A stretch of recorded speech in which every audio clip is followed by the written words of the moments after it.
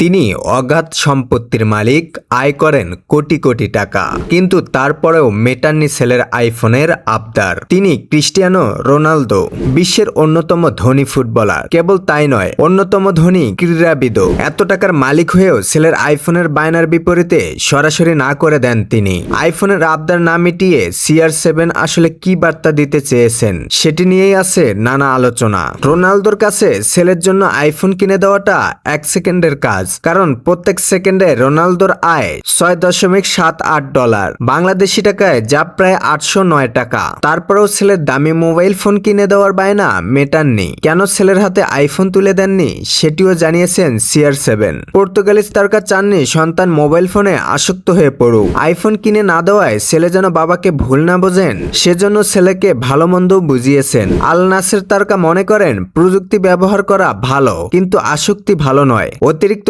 Screen time অনেকের শারীরিক ও মানসিক বিকাশে প্রভাবিত করে। সোশ্যাল মিডিয়া প্ল্যাটফর্ম এবং মেসেজিং অ্যাপের উত্থান শিশুদের ভার্চুয়াল জগতে আচ্ছন্ন করে ফেলেছে। তাই নিজের ছেলের হাতে আইফোন তুলে দেওয়ার জন্য অপেক্ষা করছেন রোনালদো। আরো খানিকটা বড় হলে তার হাতে স্মার্টফোন তুলে দেবেন। কেবল স্মার্টফোনই নয়, নিজের সোশ্যাল মিডিয়া কিং হয়েও ছেলেকে সোশ্যাল মিডিয়া অ্যাকাউন্ট খুলতে দেন না CR7।